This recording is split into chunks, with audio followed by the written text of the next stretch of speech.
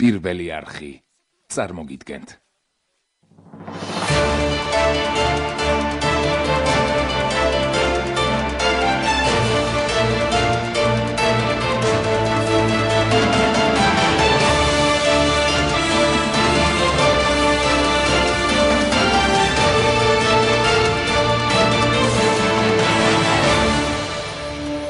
საღამოშვიდობისა დღეს სამშაბათია და 23 საათზე პირველი არხის ეთერშია პირველი თემა.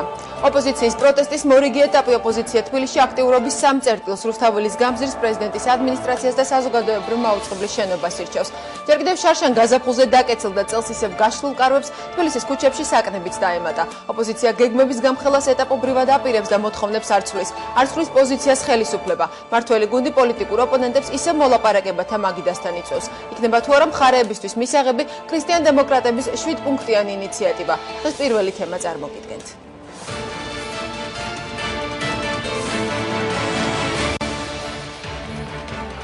საპროტესტო აქციების მეექვსე პრეზიდენტის გადადგომის უცვლელი მოთხოვნა და კარვების ქალაქ თბილისში.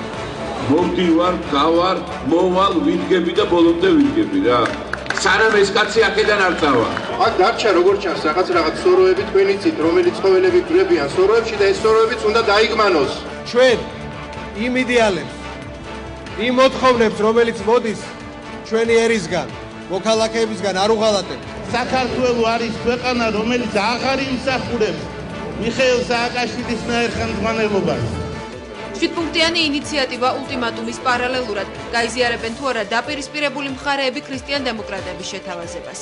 თუ კი ეს გადაწყვეტილებები იქნება მიღებული საქართველოს ხელისუფლების მხრიდან, მე დარწმუნებული ვარ, რომ ქვეყანაში რადიკალიზმის საფუძველი აღარ იარსებობს.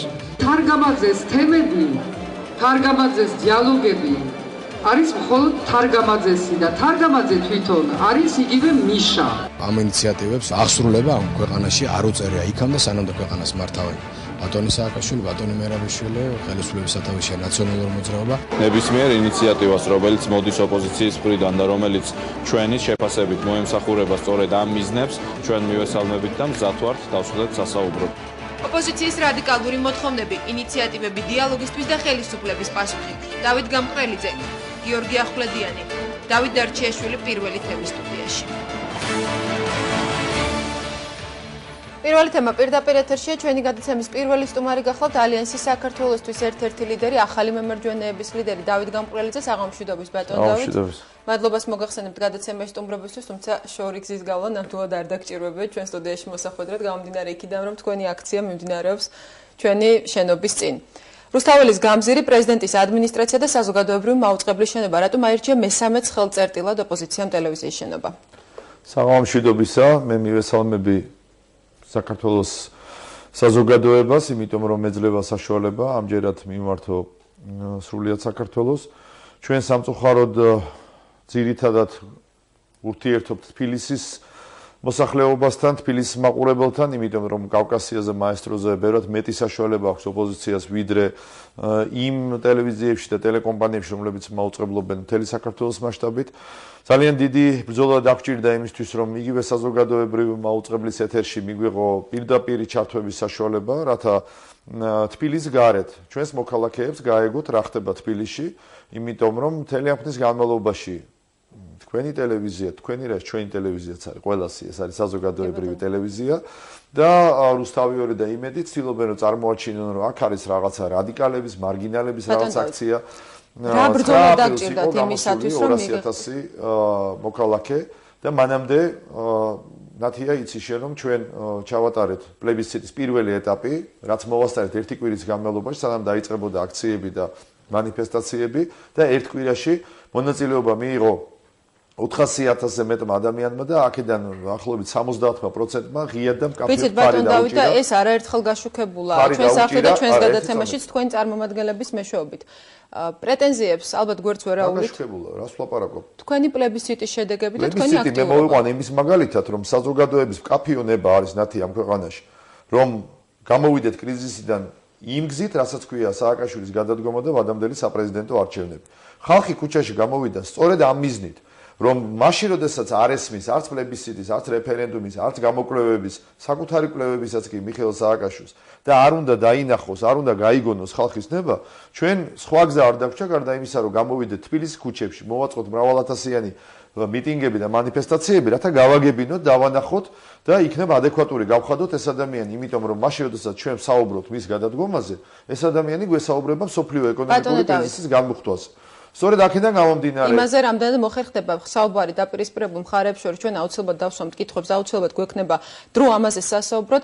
მე პირველ შეკითხვას დავაბრუნდები ისევ და პრეტენზიებს მედია საშუალებების ამ კონკრეტულ შემთხვევაში საზოგადოებრივი მაუწყებლის მისამართით თქვენ ახსენეთ რომ დიდი ბრძოლა დაგჭირდათ იმისათვის რომ პირდაპირ ეთერისათვის მიგეღწიეთ. რას ნიშნავს დიდი ბრძოლა დაგჭირდათ, როცა თქვენს კარგად იცით ბატონ დავით და მეც და ჩემი კოლეგებიც ვართ მომსწრენი იმისა, რომ დაწყებული 9 აპრილიდან დღემდე თითქმის არათით თუ თითქმის ყველა საინფორმაციო გამოშვებაში, განსაკუთრებით აქციის პირველ დღეებში, პირველი ნიუსი საინფორმაციო გამოშვებებში იყო ოპოზიციის მიტინგი და მას შემდეგ, როდესაც საზოგადოებრივ არხზე გადის საინფორმაციო გამოშვება, თითქმის ყველა საინფორმაციო გამოშვებაში ოპოზიციას აქვს პირდაპირ ეთერი.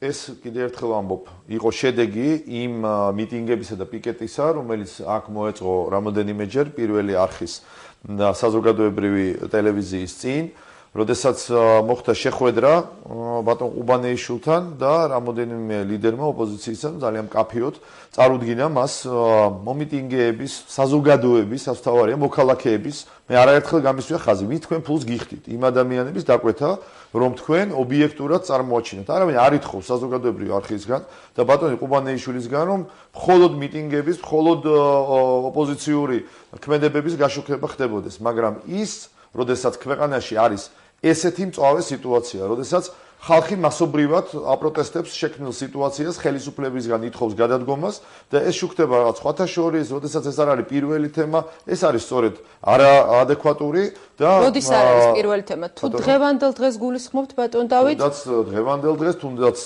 საკითხები რაც დღეს გავიდა პირველ თემად. მე არ ვაპირებ თქვენთან გავუთავებლად ამ თემაზე კამათს. კი ბატონო, ნუ ვიკამათებთ, მაგრამ გუნებავთ ჩვენ შეგვიძლია ამოვიღოთ ბოლო დღეების საინფორმაციო გამოშვებები, ქრონომეტრაჟი ვნახოთ, გავზომოთ და ასე შემდეგ. მაგრამ ზოგადად ეს არის ძალიან მკაფიო დამოკიდებულება საზოგადოების, ეს დობაზეც აისახება სხვათა შორის საზოგადოებრივი ტელევიზიის მიმართ, საზოგადოების დობაზე, უпростоრედ უნდობლობაზე, იმიტომ რომ ეს ტელევიზია არ ასახავს რეალობას, რაც არის ქვეყანაში. ეს ტელევიზია ასახავს სააკაშვილის რეალობას, არ ასახავს, როდესაც საინფორმაციო გამოშვებებში არის ჩართვები. მე თქვენ გადაცემას მიმაჩნია, რომ არის საზოგადოებრივ მაუწყებელთან, მაგრამ მე ვამბობ საინფორმაციო გამოშვებებზე, რომელსაც ხელმძღვანელობს ვინმე ბერძენიშვილი, ქალბატონი, რომელიც მოსვლის დღიდან ეს გახდა ერთ-ერთი ყველაზე აგრესიული და ტენდენციური საინფორმაციო ბატონ დავით, ალბათ, კი ბატონო, ნუ გავაგზავნებთ კამათს. მე ვისაუბრო ქალბატონი ბერძენიშვილის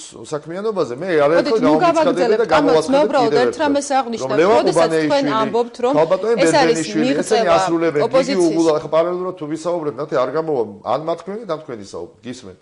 როდესაც პრეტენზიები არის, როდესაც თქვენ ამბობთ, რომ ოპოზიციამ თავისი ძალის გამოყენებით და ხალხის პიკეტირებით შენობისა მიაღწია იმას, რომ საზოგადოებრივ მაუწყებელს თუნდაც საინფორმაციო გამოშვებებში დაეთმო ეთერი, უბრალოდ მე ვამბობ, რომ ამაზე არ აქვს კამათს ალბათ აზრი და ალბათ არ იქნება შედეგიანი, იმიტომ რომ სანამ ოპოზიციის აქცია გაიმართებოდა 9 აპრილს მაუწყებლის შენობასთან, ბატონ დავით, ალბათ თქვენს კარგად იცით, რომ დილის გამოშვებებში, 12 საათიან გამოშვებაში და 4 საათიან გამოშვებაში სრულად იყო გასული და პირდაპირ ჩართული იყო გასული. 200,000 კაიანი კაციანი მიტინგი, თქვენ არც ჩართეთ, არც პირდაპირ ეთერში არ გააშუქეთ. მაშინ როდესაც 20 წუთს უთმობთ საზოგადოებრივი არხი მიხეილ სააკაშვილის თვითმარქვია პრეზიდენტის გამოსვლებს. მაგრამ 5 იანვარს გააყალბა არჩევნები, მას აღარ აქვს ლეგიტიმურობა და მიუხედავად ამისა თქვენ მას უთმობთ, თქვენ რა, ლევან ყუბანეიშვილი და ეს არხი, რომელიც თავიდან ბოლომდე კონტროლდება სააკაშვილის და გიგი უგულავას მიერ, გივი თარგამაძის მიერ. და ეხლა საუბარი აქ ამ ტელევიზიის ობიექტურობაზე არის ზედმეტი. საერთოდ რის ხარჯზე მოხდა ის, რომ არსებობს დებატები, არსებობს ოპოზიციისთვის თუნდაც ხანდახან იმის საშუალება, რომ თქვენ გადაცემაში ან ეკაკოსტატის გადაცემაში გამოვიდეს, დიახ, ეს არის გარკვეულწილად იმ უმძიმესი კრიზისის დამსახურება, როგორ შეიძლება დამსახურება ვთქვა, რასაც ქვია აგვისტოს კრიზისი და ის უბედურებაც ამ ქვეყანას დაატეხა მიხეილ სააკაშვილმა. ხან ბატონ და აბსოლუტური უმრავლესობა. მან მოჩვენებითი მეორე ტალღა დემოკრატიისა გამოაცხადა, ამის შემდეგ დაიწყო ის ყველაფერი, რაც ეხლა ხდება საზოგადოებრივ არხზე ან სხვა არხებზე. ამიტომ საუბარი ობიექტურობაზე საზოგადოებრივი არხის არის აბსოლუტურად ზედმეტი, მაგრამ მე დღეს აქ ამისთვის არ მოსულა. მე მინდა ვისარგებლო იმ დროით, რომელიც მომეცა და მივაწოდო ჩვენს მოქალაქეებს, განსაკუთრებით თბილისის გარეთ, გარკვეული ინფორმაცია თუ რა ხდება თბილისში, რომ რუსთაველის გამზირის გარდა რეზიდენციასთან, სააკაშვილის რეზიდენციასთან, რომლის მასშტაბებმა მე მგონი გადააჭარბა მთელი მსოფლიოს პირველი პირების რეზიდენციების მასშტაბებს, რომ მე ესე ახლოს პირველად ვნახე, არავის არ ყოფილვარ იქ, ეს არის თავისი მასშტაბით 5 ჯერ უფრო დიდი ვიდრე ამერიკის პრეზიდენტის რეზიდენცია და არის სამარცხვინო და მე პირადად შევთავაზე საზოგადოებას იდეა, რომ როგორც კი გადადგება სააკაშვილი, დავსვათ საკითხი და ეს რეზიდენცია გადავცეთ ჩვენ სახელმწიფოს, გადავცეთ სახელმწიფო მუზეუმებს, სადაც მოეწყობა გალერეები, რომელიც იქნება დათმობილი სხვადასხვა გამოფენებისთვის, ხელოვნებისთვის, იმიტომ რომ სირცხვილია ისეთ ქვეყანაში, სადაც ამდენი გაჭირვებული, ამდენი უმუშევარია, ასეთ რეზიდენციაში, ფეშენებელურ სასახლეში ცხოვრობდეს და მოღვაწეობდეს სააკაშვილი. თუმცა სააკაშვილი აღარ მოღვაწეობს, ჩვენ დიდი ხანია გვესაუბრებიან დიალოგზე, გვთავაზობენ შეხვედრას სააკაშვილთან, ჩვენ დღეს უბრალოდ გუშინ სამსახურშიც კი მივაკითხეთ პირობითად რეზიდენციაში, იქ არიან ჩვენი მეგობრები, მაგრამ ის იქ აღარ გამოჩენილა. ბატონ დავით. ასევე ესეთი პიკეტი არის საზოგადოებრივ არხთან, იმიტომ რომ ამ ქვეყანაში ერთ-ერთი პირველი რაც წაართვეს ხალხს, წაართვა სააკაშვილმა, ეს არის სიტყვის თავისუფლება და ინფორმაციის თავისუფლება. ეს არის სიმბოლური აქცია, იმიტომ რომ იყო გარკვეული აქციები რუსთავიორთან, შეიძლება მოეწყოს სხვა ტელეკომპანიებთან, მაგრამ საზოგადოებრივი მაუწყებელი, ეს არის ყველაზე მტკივნეული თემა საზოგადოებისთვის და ინფორმაციის თავისუფლება არის ერთ-ერთი მტკივნეული თემა. მოდით გადავიდეთ სხვა საკითხებზე, ალბათ საზოგადოებრივ მაუწყებელს და მედიას საშუალებით კამათი ამ კონკრეტულ შემთხვევაში მაუწყებელზე წაგვიყვანს ძალიან შორს და ალბათ ნამდვილად არ მიიღება პრეტენზია მაშინ, როდესაც ოპოზიცია საუბრობს, რომ მას არ ეძლევა ხალხთან კონტაქტის საშუალება და მით უმეტეს ასეთი განცხადებები ძალიან ხშირ შემთხვევაში კეთდება პირდაპირ ეთერში. რაც შეეხება დღევანდელ აქტიურობას, როდესაც ოპოზიცია აცხადებს რამდენიმე ხელწერტილს ქალაქში და იკეტება ქუჩები, რითი გამორიცხავთ იმას, რომ აქციის მონაწილეებს და მოქალაქეებს, იმ მოქალაქეებს შორის, რომლებიც გადაადგილდებიან მანქანით ქუჩაში და არ იმყოფებიან აქციაზე, სიტყვიერი შეხლა შემოხლა და შელაპარაკება არ გადაიზარდოს უფრო მწვავე დაპირისპირებაში. ის შედეგი და რამდენიმე ინციდენტი, რაც მოყვა ქუჩების გადაკეტვას, ჩვენ დღეს კარგად ვნახეთ ეთერში. იცით, მე პირველ რიგში მინდა ვისარგებლო შემთხვევით და ყველას ჩემ თანამოქალაქეს თბილისში, ბოდიში მოუხადო იმ დისკომფორტისთვის, რაც შეიძლება შეექმნა ბოლო დღეების განმავლობაში აი ამ საპროტესტო აქციების ფონზე, მაგრამ პირველ რიგში ეს არის მინდა ყველას გაგიმარტოთ, რომ ამის მიზეზი და თავი არის მიხეილ სააკაშვილი და ის უბედურება, რაც მან თავს დაატეხა საქართველოს. ამ მდგომარეობაში მთელი საქართველო და ბევრად უფრო დიდი დისკომფორტი ამ ადამიანმა შეუქმნა თავის აი ამ უსამართლობით, უკანონობით, თავისი დიქტატორული და ავტორიტარული რეჟიმით, რომელიც თავს მოგვახვია. ამიტომ მე მეჩვენება, რომ ხანდახან ცოტა ხელოვნურიც არის ხოლმე, მე მინდა ვთხოვო მძღოლებს, კერძო ავტომანქანით გადაადგილებისას, რომ როცა არ ტარდება ესეთი აქციები, თავი შეიკავონ, აარიდონ, არანაირი შეფერხება არ ქონია ნათია სასტრაფო მანქანებს, ისინი თავისუფლად გადაადგილდებოდნენ სანიტარულ კორიდორში, ყველა აქციაზე მე დღეს ვიყავი პირადად და არსად შეფერხება არ ყოფილა, პოლიცია საერთოდ არ ჩანს და ის არ ზრუნავს ეს რიგზე და მე მაინტერესებს, რატო არ ზრუნავს ქალბატონების მისამართით, რაც მაგრამ შემდეგ ვითარება განუხდეს ლიდერებმა. თქვენი კამერები ყო მომზადებული ამისთვის, რატო გაინტერესებთ, ის ქალბატონებიც იყვნენ სპეციალურად ძირითადი ნაწილი ეთყობა შემოშებული, იმიტომ რომ არცეც არ ყოფილა არსად ეს შემთხვევა. დღეს დაიდგა რამოდენიმე ადგილას ეს სცენა, რომ კონფლიქტში უნდა შესულიყვნენ, თავხედურად პირდაპირ ხალხში უნდა შეჭრილიყვნენ მანქანით. ეხლა თქვენ რომ მანქანით მიდიხარ და ხედავთ რომ ხალხი დგას და აპროტესტებს, მაინდა-მაინც უნდა მოინდომოთ იქ გავლა. ხო ხვდებით რომ ეს იყო ის სცენარი, რომელიც გიგი უგულავ და გივი თარგამაძე მოიფიქრეს და თუ კი რაიმე ინციდენტი მოხდა, თუ კი რაიმე ინციდენტი ხდება, რატომ არ ხდება, როდესაც რატომ ეძლევა ამას ავტომატურად შეფასება, რომ ეს არის პროვოკაცია? ათეულ ათასობით ადამიანი უკანონოდ ციხეში ზის. როდესაც ათეულ და ასეულ ათასობით ადამიანს ღირსება აყარეს, უფლებები ჩამოართვეს და ეს ხალხი ქუჩაში დგას ამ დღეების განმავლობაში, რომ თქვენი უფლებები დაიცვას და როგორმე ამ ხელისუფლებას გააგებინოს, რომ უკანონობა, უზნეობა, ძალადობა აღარ შეიძლება და თქვენ მაინც გინდათ რომ მათ შორის გაიაროს მანქანით, უნდა გესმოდეთ რომ ეს ხალხი არის საკმაოდ გაღიზიანებული და გაბრაზებული. აქციის მონაწილეებს რომ გამატარეთ ფეხმძიმედ ვარ, გამატარეთ საავადმყოფოში მივდივარ. აი ესეთი შემთხვევები როგორ მისვლას არავინ არ უშლის, სასტრაფო მანქანები გადაადგილდებოდა თავისუფლად. ასევე კიდევ ერთხელ ვიმეორებ, სად არის პატრული? ძალიან მაინტერესებს. თქვენ გეკითხებით.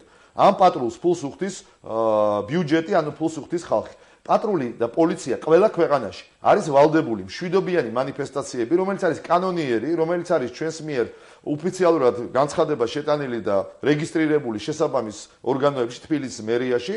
ამას უნდა იცავდეს პოლიცია და პატრული. მოძრაობას უნდა არეგულირებდეს პატრული. ისინი შეგნებულად დღეს გაქრენ ქალაქიდან და მიშვებული აქვს ეს პროცესი ისე, რომ ხალხმა თქვას მერე და გაღიზიანდეს, რომ აი რატო არ არის წესრიგი, რატო არ გვაძლევენ ჩვენ საშუალებას. ძალიან კარგად იცოდა, გამოცხადდა დღეს რუსთაველზე, როგორი იქნებოდა მარშრუტი მანიფესტაციის, სპეციალურად ერთი მანქანაც კი არ ყოფილა პატრულის. რატო არ გებადებათ კითხვა ნათია? რატო არ სვამთ ღია ეთერში ამ კითხვას? აუცილებლად დაუსვამთ ხელისუფლების წარმომადგენლებს. ბატონი გეგეჭკორის თუ შესაბამის ბატონი მერაბიშვილის მიმართ, რატო არ სვამთ? ბატონი მერაბიშვილი არ ყოფილა ჩვენი გადაცემის სტუმარი. სამწუხაროდ ხელისუფლების წარმომადგენლებს ჟურნალისტს დასვათ ეს კითხვა. ჩვენს ხელისუფლების წარმომადგენლებს ბატონ დავით და ჩვენ უნდა იღებდეთ ჩვენ ხელისუფლების წარმომადგენლებს არ უსვამთ კრიტიკულ შეკითხვებს და არ გვაქვს კრიტიკული შენიშვნები მათი მისამართი. ამას ნამდვილად ვერ დაგუწამებთ. პატრული და პოლიცია ამ დღეების განმავლობაში რატო არ არეგულირებს ამ მოვლენებს? დავით დარჩიაშვილი იქნება დღეს ჩვენი გადაცემის სტუმარი და ჩვენ მას დაუსვამთ ამ კითხვას. ამ კითხვაზე. მე მithumetes ვერ გიპასუხებ. როდესაც თავს დაგვესხნენ იქ მეეზოვეებს, დამლაგებლებს ამოფარებული ბანდიტები, ის ბანდიტები, რომლებიც წარმოადგენენ ვანო მერაბიშვილის ზონდერ ბრიგადებს, თავს დაგვესხნენ და დაიწყეს განადგურება იმ ტექნიკის, იმ გაფორმების, რომელიც იქ იყო და უზარმაზარი ზარალი მიაყენეს ოპოზიციას და მომიტინგეებს, როდესაც ფიზიკური შეურაცხყოფა მიაწყენეს ქალბატონებს და ძალას ხმარობდნენ და ხელკეტები იყვნენ შეიარაღებული, როდესაც იქნა გამოძახებული პატრული და პატრულში დარეკა პირადად ნინო ბურჯანაძემ, პატრული არ გამოცხადდა 25 წუთის განმავლობაში და შემდგომ იყო საპასუხო ზარი, რომ იცით ჩვენ თავს ვარიდებთ და არ ვთვლით საჭიროდ რომ მოვიდეთ. რას ნიშნავს და არ ვთვლით საჭიროდ რომ მოვიდეთ? აბა ისთვის იღებენ ისინი ხელფასს და დაფინანსებას. თუ არა საზოგადოებრივი წესრიგი ამ ქალაქში და ჩვენ კანონის და კონსტიტუციის ფარგლებში მოქმედებთ. ხოლო ის რომ სატრანსპორტო ნაკადების მოძრაობა რეგულირდებოდეს, ეს არის სახელმწიფოს და შესაბამისი სტრუქტურების ამ შემთხვევაში პოლიციის და პატრულის მოვალეობა. ასე რომ მოქალაქეები, ვინც შეწუხდნენ, ჩვენ კიდევ ერთხელ ბოდიში ვიხდით, მაგრამ ხას უსვამთ, რომ ეს არის შეგნებული ქმედება ბოლო დღეებში პატრულის და პოლიციის და ქალაქის სამსახურების, რომ იყოს ესეთი ქაოსი და მეორე ეს არის შედეგი იმ პოლიტიკისა, რომელიც თავს მოგვახვია მიხეილ სააკაშვილს. სხვა ფორმა ამ ხელისუფლებასთან სამწუხაროდ არ არსებობს. თქვენ იცით, რომ ჩვენ ქონდა შეთავაზება ამ კრიზისის განმოხტვისა, არაერთი შეთავაზება თავის დროზე სხვადასხვა წინადადებებით, ბოლოს იყო რეფერენდუმის ჩატარებით, რომელიც ძალიან წყნარად, შვიდად, კანონიერად განმოხტავდა ამ სიტუაციას. თუ საზოგადოების დიდი ნაწილი ნათია, თქვენ ყველანი მოქალაქეები ამ ქვეყნისა იტყოდით, რომ არ არის საჭირო ვადამდელი საპრეზიდენტო არჩევნები, ეს საკითხი უბრალოდ მოიხსნებოდა დღის წესრიგიდან. თუმცა ეს საკითხი არც განიხილა ხელისუფლებამ. ბატონ დავით, სანამ დიალოგზე გადავალთ, მე მინდა კიდევ ერთი კითხვა დავსვა. ის ნაბიჯები, რასაც ოპოზიცია დგამს 9 აპრილის შემდეგ, არის თუ არა წინასწარ განსაზღვრული, წინასწარ გაგწერილი გეგმის ნაწილი? ხომ არ იქნება შთაბეჭდილება, რომ აქციის ორგანიზატორები გადაწყვეტილებებს იღებენ მოვლენათა განვითარების შესაბამისად? თავდაპირველად თქვენ არ აცხადებდით რა იქნებოდა 9 აპრილის მომდევნო დღეს. 9 აპრილს იყო 24 საათიანი ვადა და მიმართვა მიხეილ სააკაშვილს. 24 საათის გავლის შემდეგ გამოცხადდა სამოქალაქო დაუმორჩილებლობა. შემდეგ გაჟღერდა აქციაზე გამოსვლელებს შორის სიტყვა დიალოგი, რასაც მოყვასხდა სხვადასხვა ოპოზიციის ლიდერებსა და მხარდამჭერებს შორის. ხომ არ ქმნის ეს შთაბეჭდილება, მათ შორის დღეს გაკეთებული განცხადებაც, რომ მომდევნო დღეების აქციების გრაფიკს ოპოზიცია დღეს შეიმუშავებს და მხარდამჭერებს ზუსტ ინფორმაცია შემდგომში მიაწვის. ხომ არ ქმნის ეს შთაბეჭდილებას, რომ სპონტანურად იღებენ გადაწყვეტილებებს ოპოზიციის ლიდერები? არავითარი სპონტანურობა აქ არ არის, აქ არის კარგად გაწერილი გეგმა, არის სტრატეგია შემუშავებული ზუსტი. რა თქმა უნდა, ტაქტიკა იცვლება იმის მიხედვით, თუ როგორ ვითარდება მოვლენები. ჩვენ მაგალითად ნამდვილად არ ველოდებოდით, რომ 11 აპრილს ღამე თავს დაგვესხმებოდნენ ზონდერ ბრიგადები სააკაშვილის და გიგი უგულავასი. ეტყობა გიგი უგულავას ძალიან ეწყინა, რომ მისი ძირითადი ფუნქციაა დასუფთავება და ის თავის ფუნქციას არ ასრულებს. ეს იყო ჩემი მოწოდება, როდესაც მე მოუწოდე, რომ მოსულიყო და დაელაგებინა. და ამის საპასუხოდ მან ასე ვთქვათ დარბევა მოაწყო. ჩვენ მეორე დღეს ბზობაზე ამ დღესასწაულზე გეგმავდით შესვენებას, მაგრამ შეიცვალა, რა თქმა უნდა, ტაქტიკა და მეორე დღესაც ჩატარდა მიტინგი. რა თქმა უნდა, ტაქტიკური ცვლილებები შედის, ეს არის ბუნებრივი, ეს არის ძალიან სერიოზული პროცესი და ამ პროცესში ისევ როგორც ყველაფერში უცვლელი არაფერი არ არის, მაგრამ ძირითადი სტრატეგია არის კაფეოდ ჩამოყალიბებული, ერთი ის რომ ეს არ უნდა იყოს ძალადობრივი, მეორე ის რომ ჩვენ არ ვაპირებთ არსად შეჭრას, ტყუილა ყავთ აქ ამდენი ასე ვთქვათ სპეცრაზმელი, ნიღბებში, აირწინაღებში, როდესაც ოპოზიციის ლიდერების მხრიდან კეთდება განცხადებები, რომ ასე გაგრძელდება შენობების პიკეტირება და ასე აიღებს და დაიკავებს ოპოზიცია სხვა შენობებს, რას ნიშნავს ეს? სად ავიღეთ და სად შევიჭერით? ჩვენ არ ვაპირებთ არსად შეჭრას. ვიმეორებ, არის სადმე დაფიქსირებული სადმე შეჭრა? მე გაძლევთ გარანტიას, რომ არსად შეჭრა არ იქნება, განსხვავებით ამ ხელისუფლებისგან, რომელიც მოვიდა ძალადობით, შეჭრით, შენობის აღებით, დამხობით და ასე შემდეგ. მე ვსაუბრობ სააკაშვილზე და ვარდების რევოლუციაზე. ჩვენ არსად შეჭრას არ ვაპირებთ. ჩვენი აქციები იქნება მშვიდობიანი, ჩვენი მხრიდან არ იქნება არანაირი თავდასხმა, თავდასხმები არის გარედან. რევოლუციას, რომლის ლიდერების დიდი ნაწილი დღეს გას თქვენს და თქვენს გვერდით დგანან ვარდების რევოლუციის ლიდერები.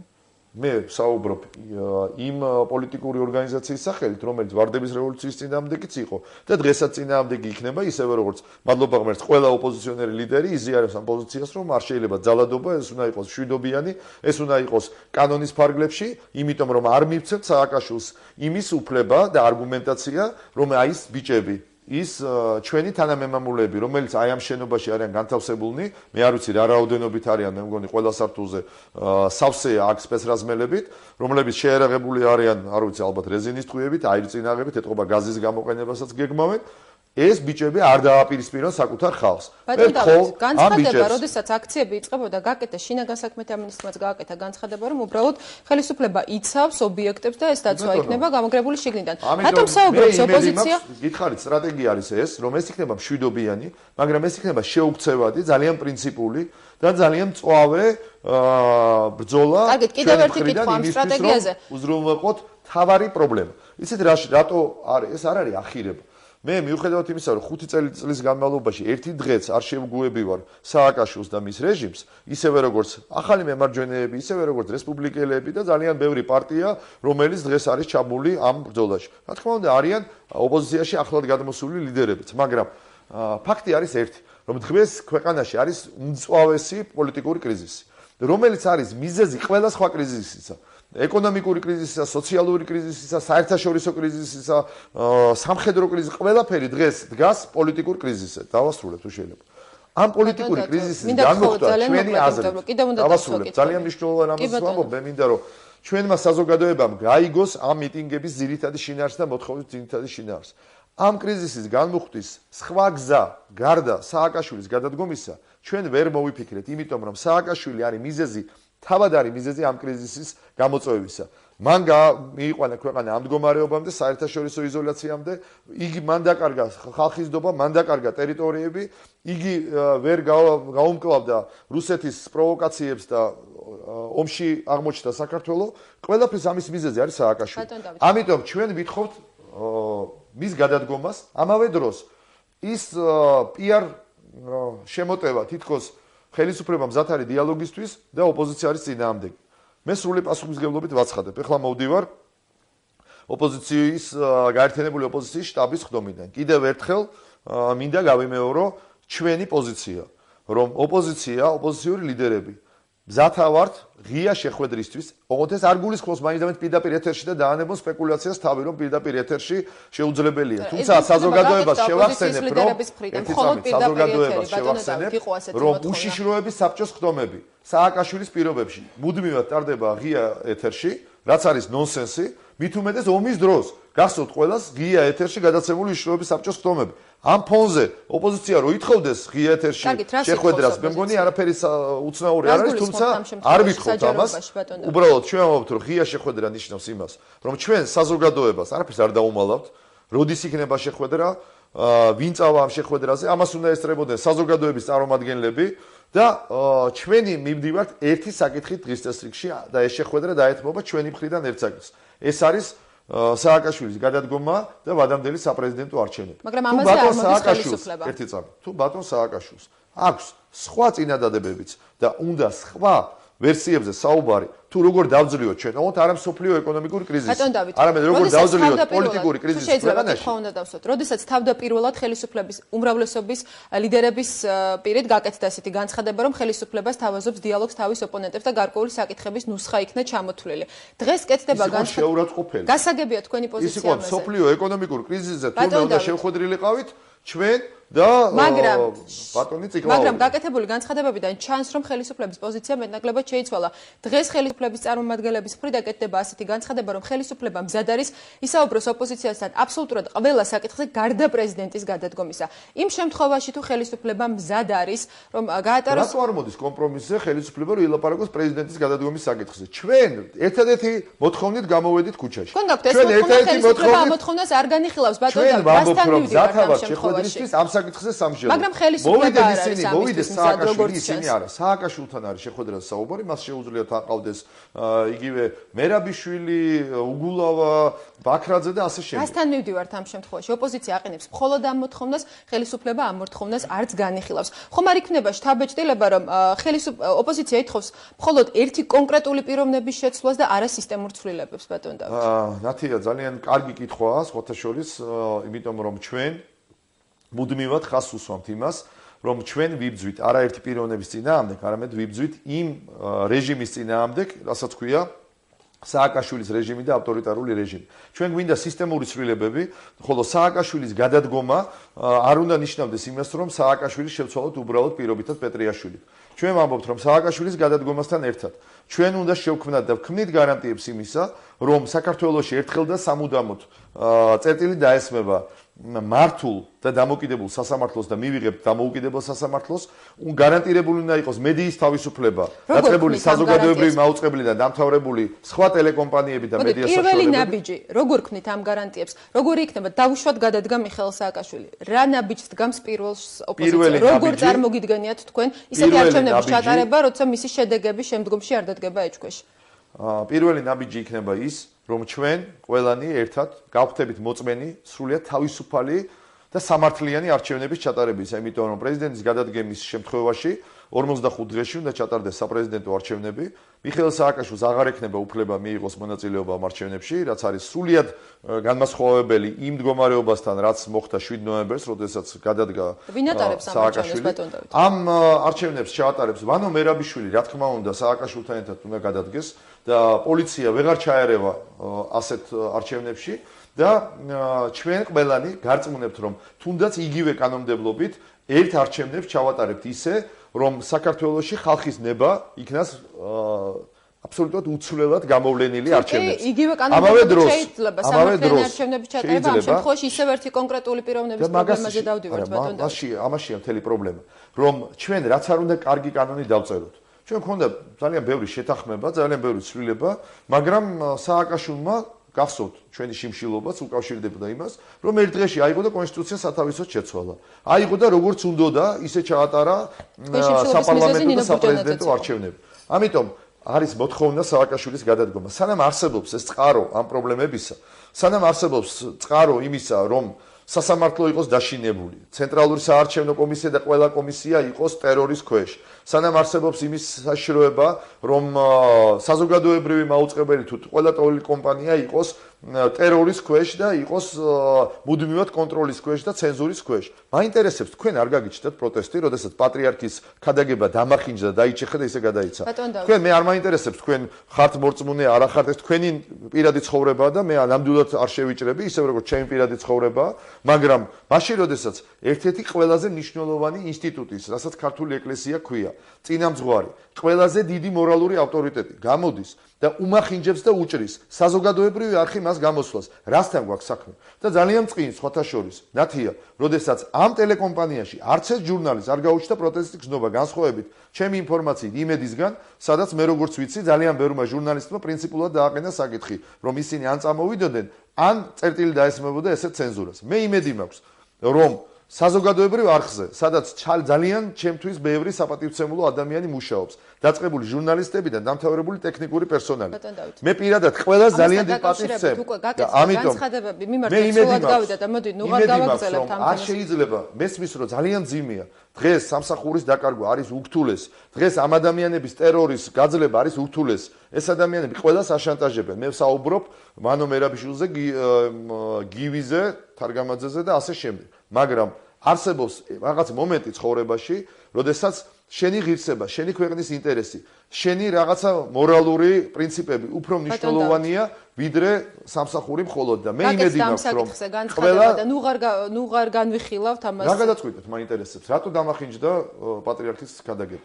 თქვენ რა პასუხი მიიღეთ ლევან ყუბანეიშვილისგან? თქვენ ხო მიიღეთ ამაზე პასუხი? მე არ მივიღია, მაგრამ თქვენი ლიდერები როდესაც ლევან ყუბანეიშვილთან არ მივიღიათ.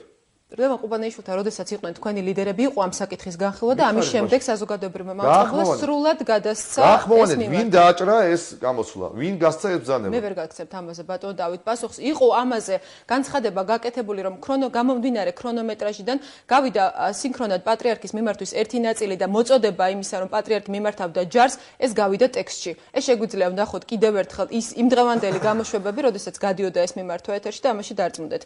მე მინდა დავსვა ასეთი შეკითხვა. ეს დამაკმაყოფილებლად მიგაჩნიათ და ეს დისკომფორტს არ გიქმნით, რომ მუშაობდეთ იმ ტელევიზიაში, სადაც ესეთი რამეები ხდება და გაქვთ პრეტენზია, რომ ხართ ობიექტური ტელევიზია და ასახავთ ქვეყანაში შექმნილ სიტუაციას, ობიექტურად ასახავთ და ასრულებთ საზოგადოების დაკვეთას, მე მაშინ დღეს საერთოდ მას აღარ დავძრავ ამ საკითხს. მე ვარ პასუხისმგებელი, პირადად მე როგორც ჟურნალისტი ვარ პასუხისმგებელი ჩემს გადაცემაზე და ნამდვილად ვერ და გადაცემას ვეუბნები კომპლიმენტს. ძალიან დიდი მადლობა. და რაც შეეხება სხვა გადაცემებს და არხის საინფორმაციო პოლიტიკას, ამაზე კეთდება განცხადებები და მეც კიდევ ერთხელ გავიმეორე ეს განცხადება, რაც გაკეთდა მაშინ იმ შეხვედრაზე, როდესაც შეხვდნენ ლევან ყუბანეიშვილს ოპოზიციის წარმომადგენლები. როდესაც კატეგორიულად გამორიცხავთ დიალოგს, მე ისევ დავაბრუნდები დიალოგს. არ გამორიცხავ, ახლა ნათია, ეს არის თქვენი ინტერპრეტაცია და დამახინჯება. არ გამორიცხავ, პირიქით ვამბობ, კიდევ ერთხელ ვიმეორებ. ამდენი ხნის განმავლობაში ველოდებით. აი თუნდაც ეხლა პირდაპირ ეთერში დარეკონ და თქვან, მზათავართ მივიდეთ რეზიდენციაში, მზათავართ მივიდეთ ნებისმიერ ადგილას, სადაც იქნება მიხეილ სააკაშვილი, მივიდეს არა ბევრი ხალხი, არამედ მივიდეს სპეციალური ჯგუფი, რამოდენიმე ადამიანი. ასეთი კითხვა მინდა დავსვა. სახელით და შეხვდეს და დაიწყოს გარდა გადადგომისა, თუ განიხილავს რაიმე საკითხს ოპოზიცია, რა ნაბიჯიც უნდა გადადგას ხელისუფლებამ, რომ ოპოზიციას აღუდგეს ნდობა ხელისუფლების მიმართ და თანამშრომლობა გარკვეულ საკითხებზე მართლა შედგეს. დიალოგის მიმართ და შეხვედრების მიმართ საერთოდ არის ძალიან დიდი უნდობლობა. და მე არაერთხელ დავწერე ბოლო დღეების განმავლობაში სხვადასხვა მედია საშუალებაში ჩემს ინტერვიუში, რომ ხელისუფლებამ თავის მხრიდან ელემენტარული ნდობის აღსადგენად უნდა გადადგას კონკრეტული ნაბიჯები იმისთვის, რომ რა ნაბიჯები? გეტყვით ახლა.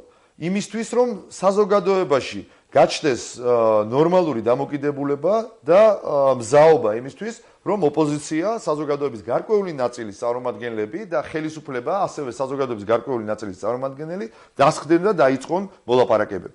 ეს ნაბიჯები მე არაერთხელ დავწერე, ბევრი რამ გაიმეორა გიორგი თარგამაძემ თავის ჩამონათვალში, მაგრამ ჩემ და სამწუხაროდ გიორგიმ გამოტოვა ყველაზე მთავარი ჩვენს მოთხოვნებში, ალიანსის პოზიციაში, რაც საჭიროა ნდობის აღსადგენად. ეს არის პირველ რიგში ვანო მერაბიშვილის გადაყენება. და მის ნაცვლად ისეთი მაღალი ნდობის მქონე პიროვნების დანიშვნა პირობითად შინაგან საქმეთა მინისტრის პოსტზე, როგორც არის მაგალითად სოზარ სუბარ. ეს არ ნიშნავს, რომ ახლა მაინც ამაინც სოზარ სუბარზეა საუბარი, მაგრამ სოზარ სუბარს აქვს ძალიან მაღალი ნდობა და ავტორიტეტი, როგორც თბილისში, ისე მთელ საქართველოში. ესეთი ადამიანი მოხსნიდა უნდობლობას, მოხსნიდა იმ გზნობას, რომ ჩვენ გვისმენენ, გვითვალთვალებენ, რომ არჩევნებს გვიყალბეს მერაბიშვილი, რომ ის უკანონოდ გვარბევს, რომ ის არის ყველაფრის, ასე ვთქვათ, მართველი. მისი გადაყენება იმედის კანონიერი მემკვიდრისთვის და მესაკუთრისთვის დაბრუნება, სასამართლოს თავმჯდომარის შეცვლა მაღალი ავტორიტეტის მქონე ადამიანით. საზოგადოებრივ არხზე ისეთი ხელმძღვანელს მე გენერალური დირექტორზე ვამბობ, სამეურვეო საბჭო გინ შევცვალოთ, გინ არაფერს არ შეცვლის, იმიტომ რომ გენერალური დირექტორი ვერ იცვლება სამეურვეო საბჭოს შეცვლასთან ერთად. შარშან სამეურვეო საბჭოს შეცვლა ოპოზიციამ და იმ ნაწილმა, რომელიც ითხოვდა ამის შეცვლას, დიდი შეცდომა, იმიტომ რომ შემდგომ გახსოვთ რა რის ფასად დაჯდა გენერალური დირექტორის წასვლა და მე სამეურვეო საბჭოს, სადაც უმრავლესობა ისევ ხელისუფლების იყო, გაიყვანა ლევან ყუბანეიშვილი, რომელიც აღმოჩნდა ჩვენივრად ასრულებს დავალებას. თითქმის ამოიწურა, უნდა დავასრულოთ, ამიტომ საუბარი. მე უბრალოდ ძალიან მოკლედ მინდა გთხოვოთ პასუხი ერთ კითხვაზე, თქვენ დღესაც ახსენეთ საუბარში და იყო ასევე განცხადებები ოპოზიციის მხრიდან, რომ ხელისუფლებას აქვს აქციის დარბევის სურვილი. ასევე დღეს გაკეთდა ესეთი განცხადებები, რომ ხელისუფლება სისუსტედ ჩაუთვალეს ის, რომ ამ ხნის განმავლობაში აქცია ხელისუფლებას არ დაურბებია. რას ნიშნავს ასეთი განცხადებები? ხომ არ იკვეთება ამაში ის, რომ მოვლენების ასეთი სცენარით განვითარება შეიძლება იყოს ოპოზიციის სურვილი? მე პირდაპირ გეტყვით, რომ ჩვენი სურვილი არის, რომ სააკაშვილმა მკაფიოდ დაინახოს, რომ ეს არ არის, როგორც თავიდან მას წარმოედგინა, ერთი ჯგუფი რადიკალური ოპოზიციის ლიდერების განწყობა და მოთხოვნა მისი გადადგომა. ჩვენი სურვილია, რომ ის პროცესი, რაც დაიწყო თბილისში, სადაც თბილისის ძალიან დიდი ნაწილი მოქალაქეებისა გამოვიდა, ვინც ვერ გამოვიდა, კიდე ძალიან ბევრი იზიარებს ამ პოზიციას და მკაფიოდ დააფიქსირა, რომ თბილისის საზოგადოება და მოქალაქეები, თბილისის მოსახლეობა ითხოვს მის გადადგომას. ჩვენ აღდგომის შემდეგ, ამ დღესასწაულის შემდეგ, ბრწყინვალე დღესასწაულის შემდეგ, ვაპირებთ, რომ ანალოგიური პროცესი დაიწყოს რეგიონებში და მთელ რეგიონებში გავიდეს ოპოზიცია და იქიდანაც დაიწყოს შემოერთება. როგორ აპირებთ მუხტის შენარჩუნებას ბატონ დავით აღდგომის დღესასწაულის პერიოდში? თქვენ რატომ ხელავთ? მუხტის შენარჩუნება ბატონ დავით ეს არ არის ხელა. ჩვენ ერთად ვიზეიმებთ აღდგომის ბრწყინვალე დღესასწაულს, ჩვენ ყველანი ვემზადებით ამ დღესასწაულისთვის შინაგანად, სულიერად და აღდგომის დღესასწაულის შემდეგ ჩვენ გამოვაცხადებთ ჩვენს იმ გეგმას, რომელიც უკავშირდება რეგიონებში გასვლას, რეგიონებიდან ან ჩამოყვანას, ან ადგილებზე ისეთივე საპროტესტო აქციების გამართვას, როგორც მიმდინარეობს თბილისში. ანუ ჩვენ არ ვაპირებთ მარტო თბილისით შემოვიფარგლოთ და ჩვენს აზრით მთელი საქართველო უნდა იყოს ჩართული იმ პროცესში, რასაც ქვია საქართველოს განთავისუფლება მიხეილ სააკაშვილის რეჟიმის. მადლობთ გადაცემაში მონაწილეობისათვის. ჩვენი სტუდიის სტუმარი გახლდათ დავით გამყრელძე, დაგველოდეთ პირველი თემა რამდენიმე წუთში დაბრუნება პირდაპირ ეთერში.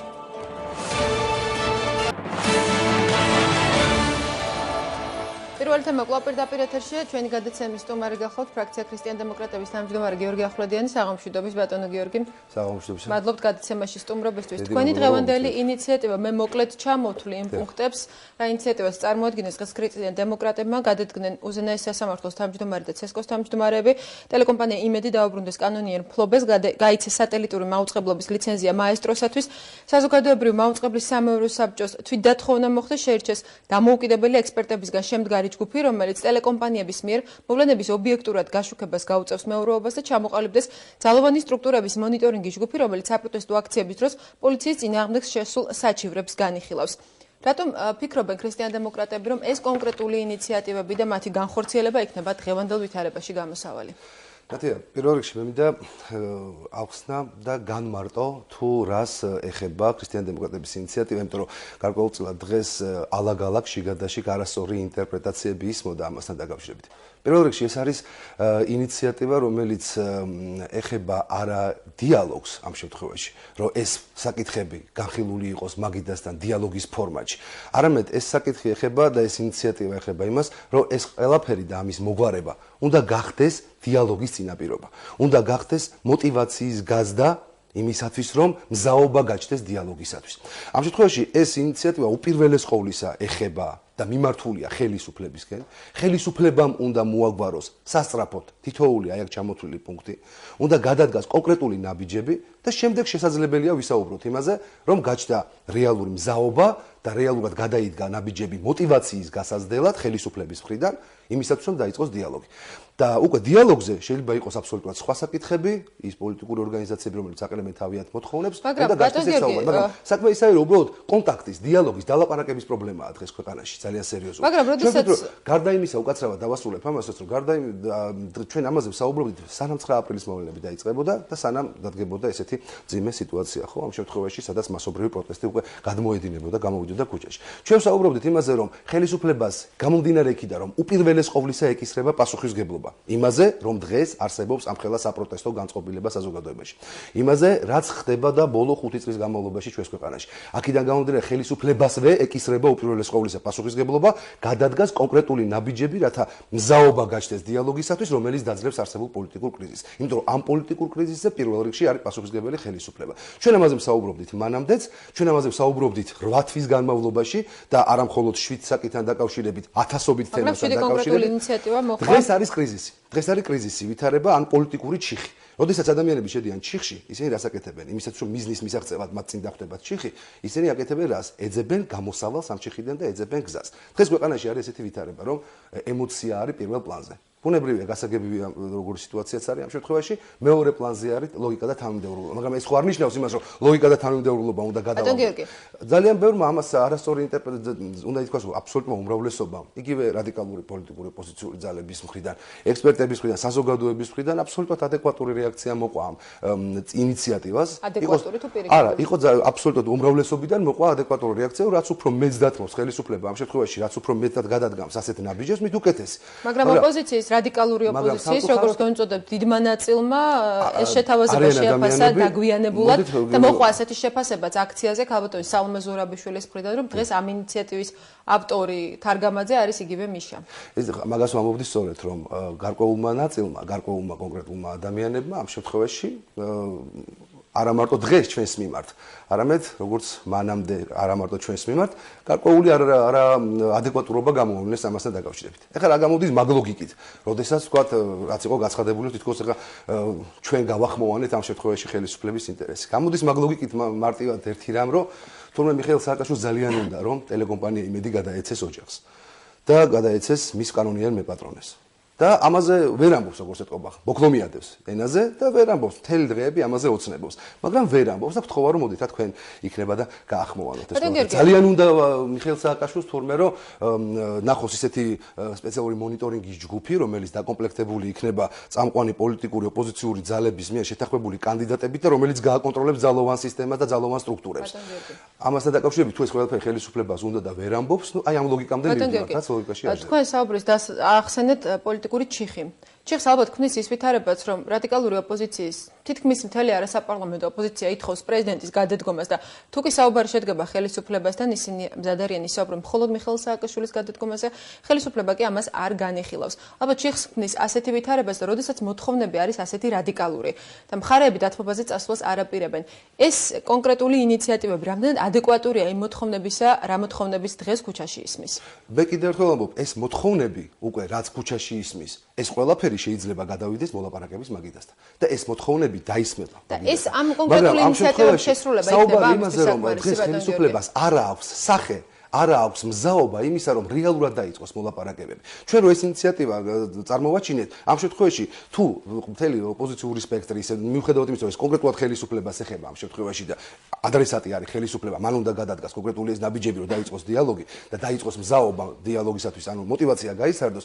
დღეს რომ აბსოლუტურად ყველამ თქვას, რომ ისეთ რა მოდით გავაკეთოთ და გადადგა სააკაშვილმა ეს ნაბიჯები. მოდით ამ კონკრეტული პუნქტების შესრულება შესრულება მაგაზე ვლაპარაკობ ზუსტად. იქნება დიალოგის გარანტი ბატონო. ეს გაიზრდება გაზდის мотиваციას, რომ ხელისუფლებასთან შეიძლება დაიწყოს დიალოგი ნებისმიერ თემაზე. მაგრამ ამ კონკრეტულ პუნქტებთან დაკავშირებითაც აქვს ეს ჯერ უნდა მოგვარდეს. არასაპარლამენტო ოპოზიციას ეს მოლაპარაკების საგანი არა, ხელისუფლება უნდა გადადგას ეს ნაბიჯები და მოუარო ეს პრობლემა. დავით გამყრელიძე რომ რატომ უნდა შექმნას დიალოგის წინაპირობა, მაგალითად უზენაეს სასამართლოს ან ცესკოს თავმჯდომარის გადადგომამ, თუ კი თანამდებობაზე დარჩება ვანო მერაბიშვილის მისი. ვანო მერაბიშვილთან დაკავშირებითაც არანაირი პრობლემა არ არსებობს ამ ადამიანის გადადგომასთან დაკავშირებით. უბრალოდ ეს შეიძლება ისევე როგორც მიხეილ სააკაშვილის გადადგომა, ისევე ვანო მერაბიშვილის გადადგომა. ეს უნდა გახდეს ამ შემთხვევაში კონკრეტული დიალოგის საგანი. ეს შეიძლება გახდეს დიალოგის საგანი. მაგრამ ამ შემთხვევაში ჩვენ კონკრეტულად საუბრობთ იმაზე, რომ ხელისუფლებამ დაანახოს мотиваცია გაზარდოს იმისა, რომ ის რეალურად ამის გამკეთებელია და რეალურად მზად არის გადადგას ნაბიჯი. რომ ამის გამკეთებელია ხელისუფლება. ამას მე ამ შემთხვევაში ნამდვილად ვერ ვიტყვი, ისი გამკეთებელია და ისი არა ხელისუფლება. მაგრამ პარლამენტის წევრი ხელისუფლება ყოველთვის გვეუბნება, რომ იცით რა, მე დიალოგზე თქვენ მონაწილეობთ ამ დიალოგში და თქვენ გაქვთ უფრო აქტიური კონტაქტი ხელისუფლებასთან, უმრავლესობასთან, ვიდრე ეს აქვს არასაპარლამენტო ოპოზიციას. გამომდინარე აქედან. მე მზათავარ ვისაუბრო ნებისმიერ თემაზე.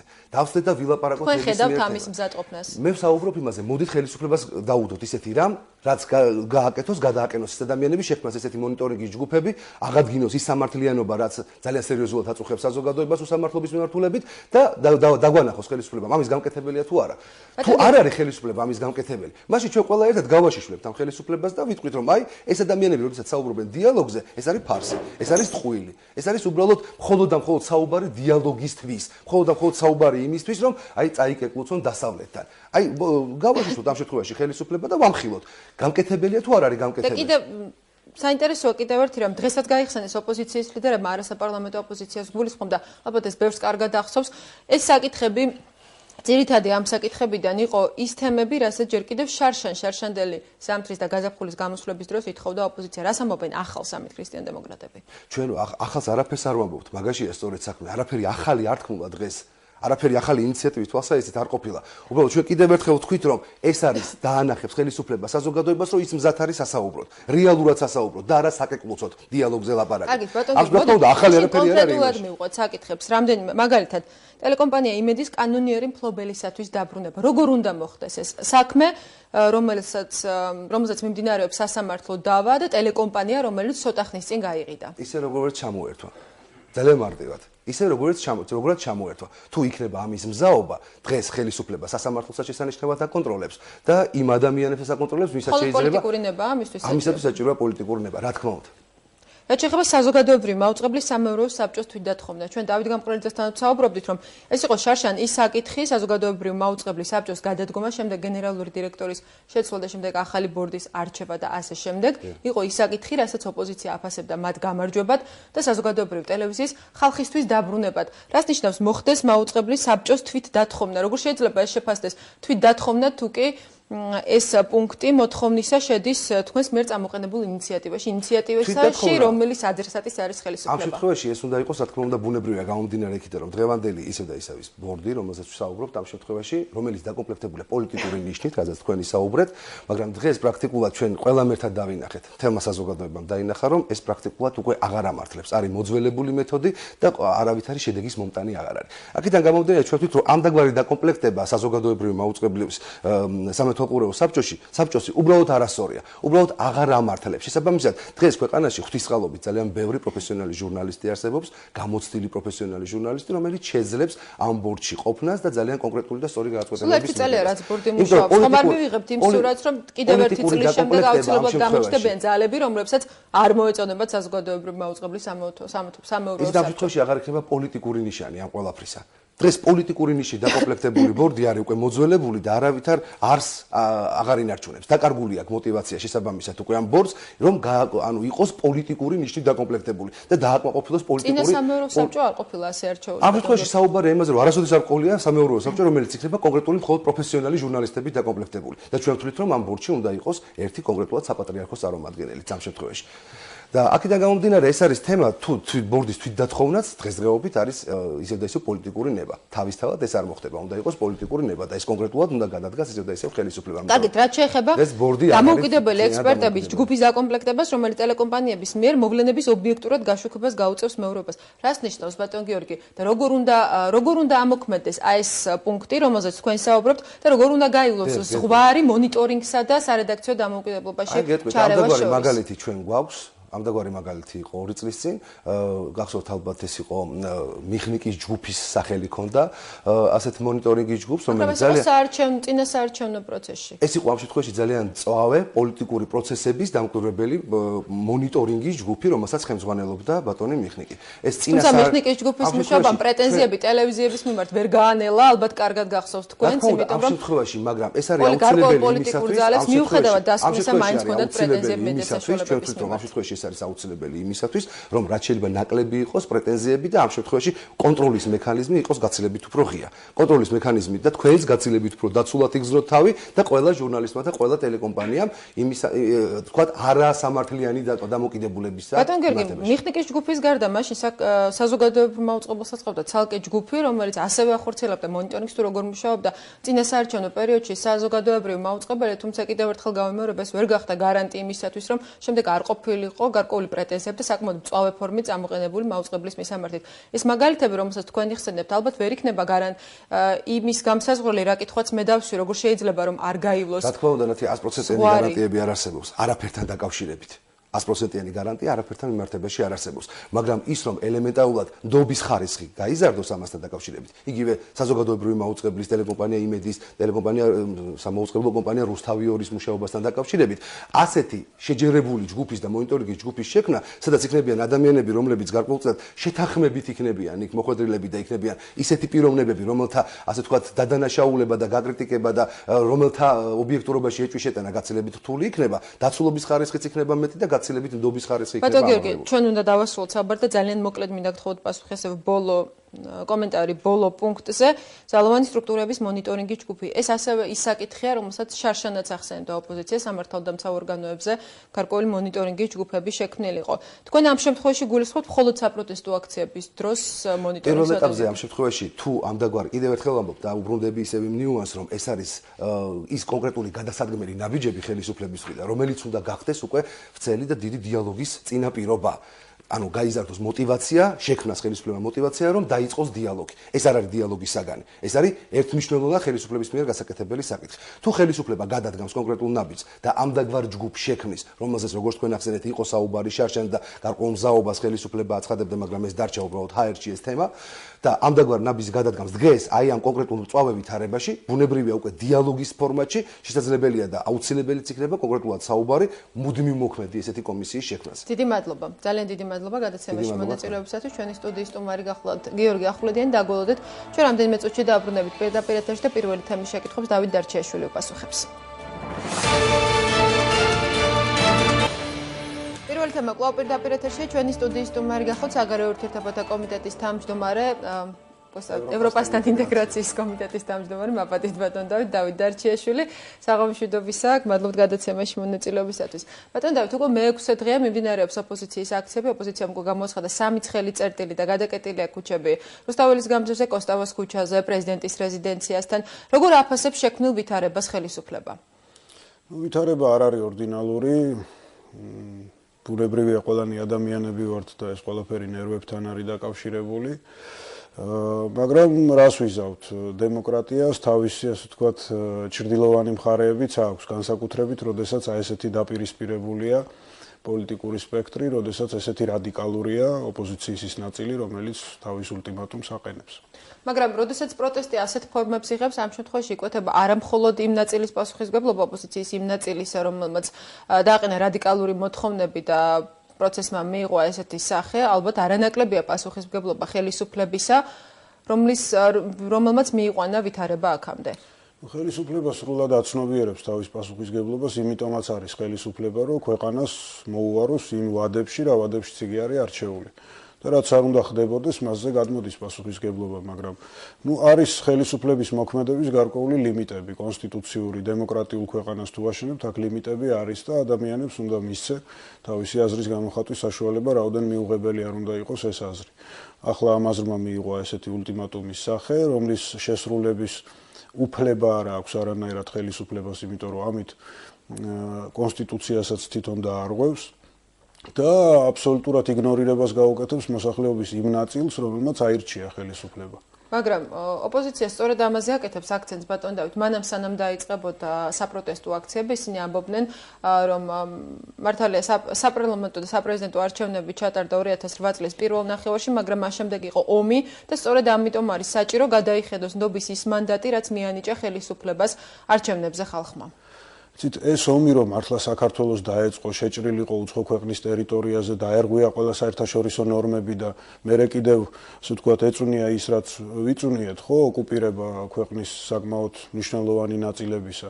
მაშინ შეიძლებოდა მეც დამეს ვაკითხებ, მაგრამ ყველაფერი პირიქით იყო, ჩვენ განვიცადეთ შემოსევა და ახლა პუტინის დანაშაულს მაპატიეთ, მაგრამ თუ საკუთარ პრეზიდენტს დავაბრალებთ, არ ამგონია რომ სამართლიანი იმაზე ოპოზიციის მხრიდან რომ ამ ხელისუფლებამ ქვეყანას ვერ ააცილა ომი. ვერ ააცილა, რანაირად შეიძლება ააცილო ქვეყანას ომი, როდესაც მეზობელ სახელმწიფოს მის მეთაურს აქვს იმპერიალისტური ზრახვები.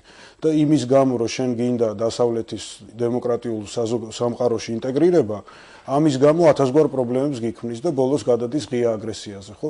ეს დაახლოებით იგივეა, ვთქვათ, პოლონეთს 39 წელს, როდესაც ერთის მხრიდან გერმანიამ დაარტყა, მეორეს მხრიდან საბჭოთა კავშირმა, რომ გაეძლო იმ მთავრობას ვარშავაში ენარჩუნებინა წინააღმდეგობის რაღაცა ასე ვთქვათ, დოზა წარმატებული ყოფილიყო და მერე ხალხი მიბრუნებოდა და ეს რა ამბავია გადადექი ახლა ვთქვა პოლონელებისთვის, ან ვთქვათ, ფინეთის ხელისუფლებისთვის, რომელმაც ვიბორგის მხარე დაკარგა, როცა სტალინი შეესია, მაგრამ გადარჩა ფინური სახელმწიფოებრიობა, ხალხი მიბრუნებულიყო და თავის მთავრობა ჩამოეგდო და ამით ვთქვათ, გაეხარებინა იგივე აგრესორი სტალინი იმ შემთხვევაში. ბატონ დავით, როდესაც საუბრობდით პასუხისმგებლობაზე, როცა დავსვიკითხვა, რატომ ვივიდა ვითარება აქამდე.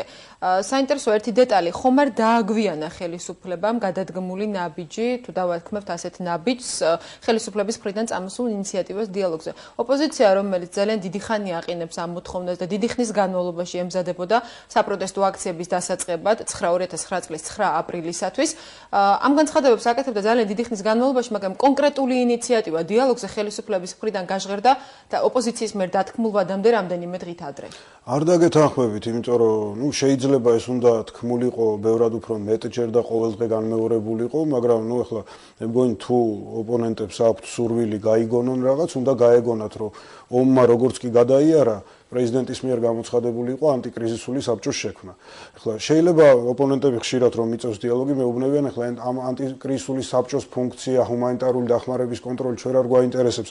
სხვა შორის იმ საბჭომ ბევრი სხვა საკითხიც განიხილა, სისხლის სამართლის კოდექსის საკითხებიცა და საარჩევნო სისტემის შესახებ და კონსტიტუციური ცვლილებებიც, მაგრამ რა უშლიდა ოპოზიციას თუ მას ასე ვთქვათ პირადი სიძულვილის გარდა საერთოდ საქვეყნო საქმეც აინტერესებდა, მოსულიყო იქ და იქ მოეთხოვა, რომ აი ეს ანტიკრიზისული საბჭო ყოფილიყო კიდევ უფრო დიდი უფლებების მატარებელი. ასევე გაიჟღერა განცხადებამ ომის ფონზე და ომის დასრულების მერევე, რომ ვიფიქროთ ისეთ მთავრობაზე, სადაც ყველა პასუხისმგებლობით აღჭურვილი პოლიტიკური ძალა მიიღებს მონაწილეობას. ესეც სრულიად ისე დარჩა ხმად ღაღადებლისა უდაბნოსა შინა, ხო?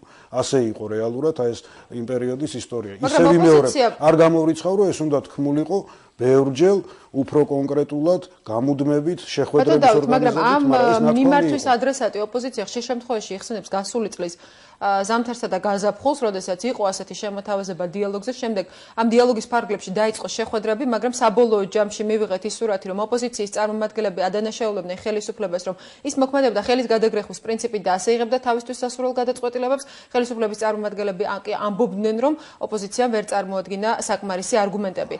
იცით რა, როდესაც პოლიტიკა შეუძლებელია ძალაუფლებისთვის ბრძოლის გარეშე, პოლიტიკის არსია.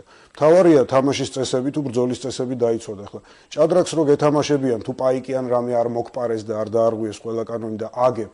ზოგჯერ საკუთარ თავსაც ხომ უნდა დაუსვა კითხვები, რატო ვაგებ? ეგება რაღაცა ან ნებისყოფა არ გეყო, ან რაღაც მოთმინება არ გეყო, ან ელემენტარულად პროფესიონალიზმი არ გეყო, თორე მე მახსოვს განცხადებები იმ ნოემბრის ავაცახსენებელი ამბების წინ, როდესაც მოლაპარაკებები მიდიოდა, ოპოზიციის რიგი ლიდერები იძახდნენ, სამ რაღაცაში დავათმევინეთ, მეოთხესაც დავათმევინებთ.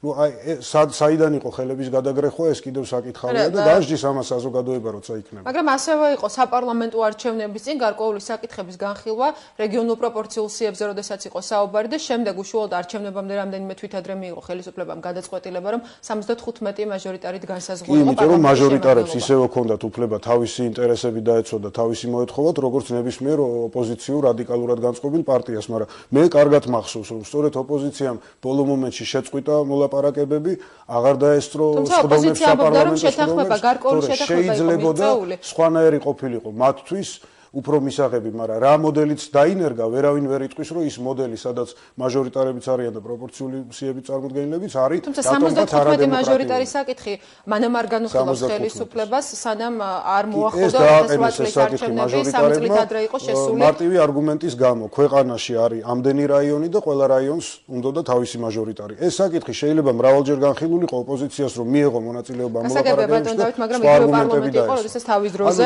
შემდეგ განისაზღვრა წარსულში დამტკიცდა რეფერენდუმის შედეგი 150-50-ზე. მაგრამ თუ გვინდა მომავალზე ვილაპარაკოთ, მაშინ არგუმენტები უნდა დავდოთ მაგიდაზე და ვილაპარაკოთ მომავალზე და როგორ გამოვიდეთ ამ არაორდინალური ვითარებიდან. კარგით, რამდენად იყო შედეგიანი, შედეგზე ორიენტირებული დიალოგისკენ მოწოდება ის ინიციატივა, რომელთაც გამოვიდა ხელისუფლება და წინასწარ ჩამოთვალა გარკვეული საკითხების ნუსხა.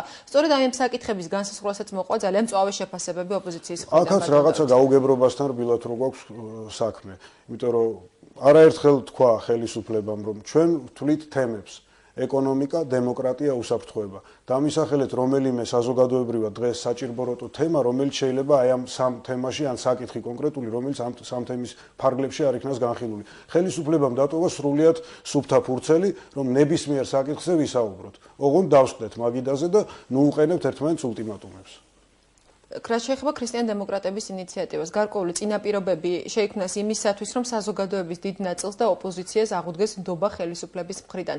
რა შეფასებებიც მოყვა შემდეგ ამ ინიციატივას, ძირითადად იყო ასეთი ექსპერტების, ოპოზიციის ლიდერების მხრიდან, რომ ხელისუფლებამ ეს თავადაც უნდა გააკეთოს, თავადაც უნდა გადადგას ეს ნაბიჯები იმისათვის, რომ შეიქმნას გარკვეული წინაპირობა დიალოგისთვის. ხელისუფლება აუცილებლად გადადგავს ნაბიჯებს და დგავდა ამ აპრილის მოვლენებამდე და შემდგომშიც გააგრძელებს კერძოდ საარჩევნო სისტემის ისეთ ცვლილებას, რომელიც თქვათ არასამთავრობო ორგანიზაციებსაც მისაღებად ექნებათ რაღაც წარმოდგენილი და ოპონენტებსაც ვისაც უნდა. რა პუნქტებით დღეს წარმოადგენს ქრისტიან დემოკრატები? ასევე კონსტიტუციურ ცვლილებებზე მანამდეც იყო დაწყებული საუბარი, უბრალოდ ოპოზიციას რადიკალურ ნაწილს ეძლევა საშუალება მიიღოს ამაში მონაწილეობა და შედეგად მივიღოთ უფრო ისეთი მოდელი, რომელიც ყველა პოლიტიკური ძალისათვის იქნება უფრო მისაღები, ვიდრე დღეს შეიძლება იყოს ხელისუფლებისათვის ან საპარლამენტო ოპოზიციისათვის. ანუ ყველაფერზე ჯობია ერთობლივად მსჯელობა, ვიდრე ცალკე მაგრამ მხოლოდ მოწოდებები ოპოზიციის მისამართით, რომ მოდით და ვისაუბროთ, ეს ხედავთ, რომ დიალოგი ამით ვერ შედგა და სწორედ ერთ-ერთი ინიციატივა იმისათვის, რომ შექმნილიყო წინაპირობა დიალოგისთვის, წარმოადგენს დღეს ქრისტიან დემოკრატებმა. განიხილავს თუ არა ხელისუფლება გარკვეული ნაბიჯების გადადგმა, სანამ შედგება დიალოგი, იმისათვის, რომ ამ დიალოგისთვის, შედეგზე ორიენტირებული დიალოგისთვის მართლაც შეიქმნას გარკვეული წინაპირობა. ხელისუფლება მე მგონია, რომ დაელოდება კიდევ და მოთმინების უნარი ნამდვილად გაგვაჩნია, იმ 7 ნოემბერმაც ბევრი რამ გვასწავლა და საერთოდ გამლილმა წლებმა. მოთმინება ყოველთვის უნდა იყოს მთავარი იარაღი და გვაქვს ეს მოთმინება საიმისოდ, რომ მიიღოს მონაწილეობა ყველამ იმ პროცესებში, რაც დასაწყებია დიალოგი პოლიტიკურ თემებზე, სამართლებრივ თემებზე, ეკონომიკურ თემებზე. თუ არა ხელისუფლება გააგრძელებს ამ გზას, რომ ეს ქართული პოლიტიკური სისტემა, რომელიც ახალგაზრდაა და შეცდომებისგან ვერ იქნებოდა დაზღვეული, იყოს ბევრად უფრო ადეკვატური დღევანდელი ვითარებისა და მოსახლეობის ინტერესებისა. ამაზე მუშაობას ხელისუფლება გააგრძელებს იმათთან ერთად, ვისაც მოუნდება პარტნიორობა და ხო, ვისაც არ მოუნდება და ერთადერთი მოთხოვნა აქვს შენ წადი მე მოვალ, ეს გითხარით, რომ კონსტიტუციურად არასწორია იმ ადამიანთა თვალში, ვინც ასე ვთქვათ, ამ ხელისუფლების მომხრეები არიან და ძალიან ბევრი ისეთი ადამიანის თვალშიც, ვინცაც დიალოგი უნდა და არა ულტიმატუმები და არასწორია მომავალი თაობის წინაშე, იმიტომ რომ 20 წლიანი მიტინგებით ხელისუფლების გადაყენების ციკლიდან საზოგადოება უნდა გამოვიდეს, ეს სჭირდება ჩვენს შემდგომ მომავალ თაობებს, რომ საქართველო ჩამოყალიბდეს სტაბილურ დემოკრატიულ ქვეყნად. როდესაც ხელისუფლება საუბრობს საზოგადოების და მისი მხარდამჭერების სახელით, ასევე საზოგადოების დაკვეთაზე და საზოგადოების სახელით საუბრობენ ოპოზიციის ის ლიდერები, რომელთა ორგანიზებითაც მიმდინარეობს აქცია თბილისის სხვადასხვა ადგილას და მათ შორის ამ წუთებში ჩვენი ტელევიზიის შენობის წინ. მე მინდა ბოლო კითხვა დავსვა ისევ აქციაზე. დღესაც ქუჩების გადაკეტვას მოყვა მოქალაქეებს შორის გარკვეული შეხლა-შემოხლა და სიტყვიერი შელაპარაკება. რითი გამორიცხავს ხელისუფლება, რითი გამოირიცხება პროვოკაციები, მსგავსი ტიპის პროვოკაციები და იღებს თუ არა ხელისუფლება პასუხისმგებლობას იმაზე, რომ მოვლენები ძალადობრივი სცენარით არ განვითარდეს? ამის რისკი ყოველთვის არსებობს, დამეთანხმებით არ ჭირდება ამას ჩემი თქმა და ვერავინ ვერ იტყვის 100%-იანი გარანტიით, რომ არსად არაფერი არ მოხდება, მაგრამ ხელისუფლება ნამდვილად არის, როგორც იქნებოდა ნებისმიერი ხელისუფლება ამ ქვეყანაში ძიების პროცესში. 2007 წელმა გვაჩვენა გადამეტებული ძალის გამოყენება. დღეს ვცდილობთ ყველანი, რომ მსგავსი არაფერი მოხდეს, მაგრამ ეხლა იქნება მეორე პრობლემა, როდესაც აი ეს ქუჩების გადაკეტვით ჩვეულებრივ ადამიანებს ექმნება და უბრალოდ სამსახურში მიმავალ ადამიანებს დიდი დისკომფორტი. ოპოზიციის წარმომადგენლებს ბატონ დავით, რატომ არ აკონტროლებს ვითარებას ქუჩებში და რატომ არ აწესრიგებს მოძრაობას საპატრულო პოლიცია? დღეს რომ მოვდიოდი თქვენსკენ საპატრულო პოლიციის მანქანა დგას. შესაძლოა მეტი არის გასაკეთებელი საიმისოდ, მაგრამ თავარი ამოცანა ეხლა არის, რომ არ მოხდეს პროვოცირება ამ ადამიანებისა, არ მოხდეს ესკალაცია დაძაბულობის და ძალადობა არ მოხდეს თვითონ სამართალდამცავთა მხრიდან. არ მოხდეს დაპირისპირება. ესეც მაქსიმალურად არის გასაკეთებელი, მაგრამ ამაში ასე ვთქვათ, ყველამ უნდა მიიღოს მონაწილეობა, ისევ ვიმეორებ, რომ ხელისუფლება ეძებს ისეთ ფორმებს, როგორ მოხდეს, რომ არც პროვოცირება მოხდეს, ისევ ასე ვთქვათ, პოლიციის წინააღმდეგ ადამიანების აგრესიისა არ დაბრალდეს ამ ხელისუფლებას ხელახლა, რომ იგი საერთოდ იგნორირებას უკეთებს ადამიანის უფლებებს და მხოლოდ საკუთარ ასე ვთქვათ ძალაუფლების შენარჩუნებაზე ფიქრობს, რაც არ იყო სამართლიანი, მაგრამ ბევრმა ასე მონათლა და ამავე დროს იქნას ჩვეულებრივი ადამიანების უფლებები დაცული. დამეთანხმებით, რომ ძალიან ძნელია, საკმაოდ ცხელი არის სიტუაცია თბილისში, მაგრამ იმედია, რომ ამ დღეების განმავლობაში ჩვენ გამოვნახავთ ისეთ ასე ვთქვათ ხელშესახებ და მისაღებ და გამოყენებად ფორმულებს, რომ ქუჩაშიც იყოს წესრიგი და საბოლოო ჯამში მოლაპარაკების მაგიდასთან დავსხდეთ. დიდი მადლობა, მადლობთ გადაცემაში მონაწილეობისათვის. ჩვენი სტუდიის სტუმარი გახლავთ ევროპასთან ინტეგრაციის კომიტეტის თავმჯდომარე დავით დარჩიაშვილი. პირველი თემა ამით დასრულებულია. მე ხუთშაბათამდე გემშვიდობებით მომავალ შეხვედრამდე.